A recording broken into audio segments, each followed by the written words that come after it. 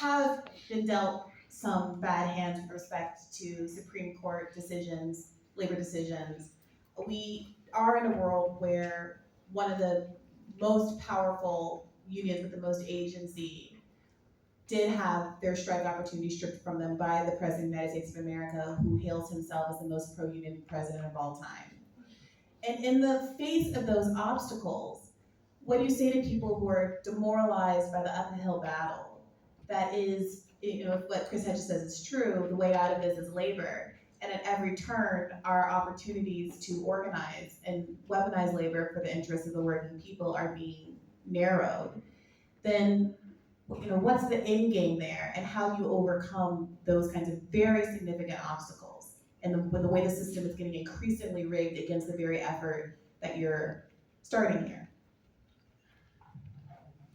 You're right that people, there is a real danger that a lot of working people, young people could get demoralized if there's no real fight back. But I think at the same time, what we're also seeing is a real desire to actually fight back. I mean, we're talking about the glacier Northwest versus Teamster ruling, which I want to come back to in a second, because it also talks about, it also is a lesson in what is the problem right now with the labor movement. But even before that, just to get a sense of where American consciousness is, when the Dobbs ruling was leaked, it was going to be a historic attack, a repeal of Roe v. Wade, at a time when the majority of the American population supported Roe v. Wade. Let's keep in mind, it's not like the Supreme Court in any way represented the mass opinion in America on that question. But at that time, what did we see? We didn't see actually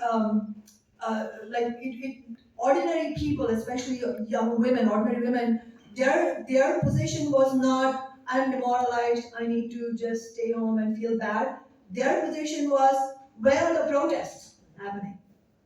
Where can I go and fight against this absolutely horrendous position that the Supreme Court is about to take? And again, I think that's why the theme here is not the overarching reality right now is not that there is demoralization. Yes, there is, of course, there's a lull in social movements right now, there's no question about that. But that, that's on the surface. What it's masking is what exists underneath is real anger that's waiting to come out, and it already has come out in so many different ways. But if you look at what happened during the protests against the Dobbs ruling, none of the big organizations that are tied, women's organizations tied to the Democratic Party, organized anything. You could hardly even hear anything that they were saying. There were no protests organized by Planned Parenthood, no protests from NARA, pro-choice. You know who organized protests? It was Socialist Alternative. And we're a small organization, but those protests brought out tens of thousands of young people out on the streets. And it was a glimpse of what would have been possible. Not only had there been a fight back when there was a big organization that called for a fight back after the ruling was leaked, but also was a grim reminder of how, once again, it was not that the American working people didn't want Roe v. Wade, but it was a reminder, it was a painful reminder of the fact that the Democrats had failed to codify Roe v. Wade, which is why we were there in the first place. And so, I honestly don't see a shortage, and I don't mean to sound blasé or simplistic. Obviously, there is a real current of right wing, and at this moment, Trump being the leading candidate of the Republican Party says something about where things have gone. But my point is that things are not static. The consciousness of American working people is not static.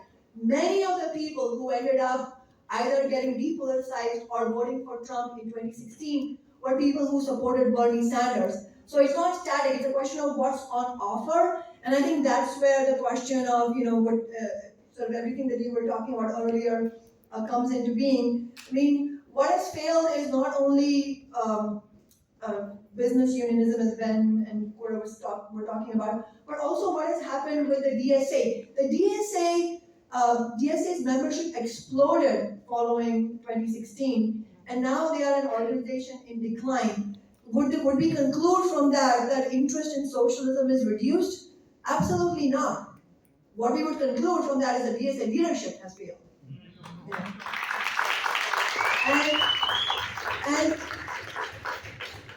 And tied to that also is the role that the squad has played. What have AOC and Jamal Bowman and others succeeded in doing? So it's a whole series of things. It's not one thing. It's failing to fight on $15 an hour Medicare for all, and also most recently on the debt ceiling vote, the squad and many of the progressives voted no. But if you pay close attention to what they were saying, and there's a really good interview, it's not good, but it's a good indication from Congress member Ro Khanna, where he says that, he said that I voted no because my conscience wouldn't let me, in no good conscience could I vote for a deal that really in many ways decimates a lot of the support structure for the poorest people, the nutritional assistance program and all of that. But while he was saying that, he said also that, making clear that his vote, the vote of the Progressive Squad, was utterly symbolic. He said that, and at the same time, we knew the deal was going to pass, and Biden knew that if he needed us, we were going to be there. And he said that with a straight face. It doesn't even enter their minds that this is a really rotten position. What you're showing is your unbridled loyalty to Biden and the Democratic establishment. And so, again, all of this shows that this is a complete dead end. And so, going back to your earlier question about, well, we're hearing that we need to organize, but there's also excitement around electoral campaigns. I think the reality is that it's not like it's a chronologically separate process. The whole point, and this is what Socialist Alternative was saying when Bernie ran in 2016, is that it's not just about that campaign. As Chris was saying, it's not like we're waiting for one superhero. The point is, can we have a genuine fighting campaign on the left with a real program, a working class program that has the ability to unite tens of millions of American working people, and can we use that campaign as a vehicle to build something bigger, especially a political organization that can have a real life beyond just one president.